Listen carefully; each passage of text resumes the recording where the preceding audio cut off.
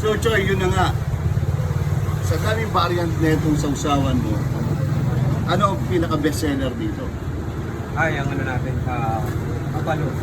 Yung buffalo. Oo. Parang buffalo siomay ang kalalabasan. Pero totoo yun. Ano bang variant itong sausawan mo? Na napakarami na nga. Marami dahil gusto ko marami silang pagpipilian eh.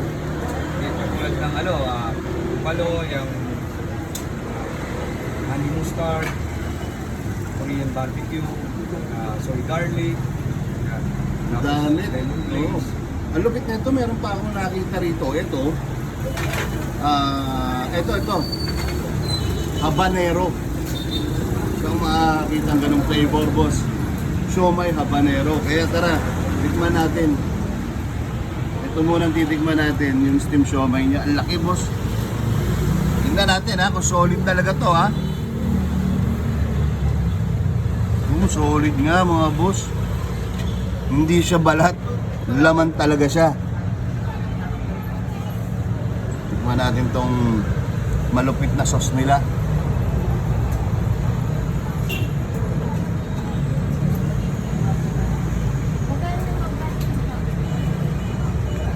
Sarap. Parang akong kumain ng siomay na walang tinapay. Ang sarap na itong sauce na to. Sarap na ito. Ang daming variant ng sausawan nila.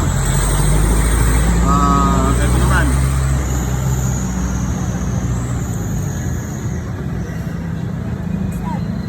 Ito mga boss, ito yung ano nila eh. Buffalo.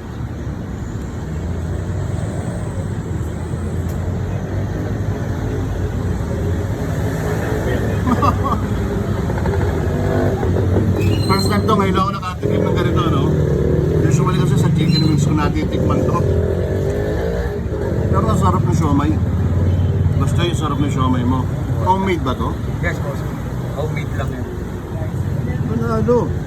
Kung sakali mamaya may magtanong sa'yo, pwede ba kumorder ng siomay lang?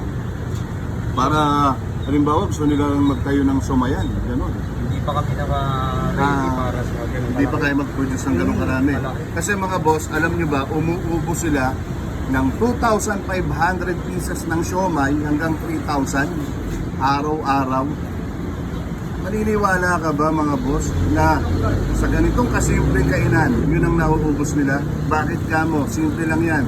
Makamasa kasi yung presyo nila. Talaga matulungin sila sa mga tao rito. Dahil totoo, lahat naman tayo, mga simpleng empleyado, naghahanap ng budget meal.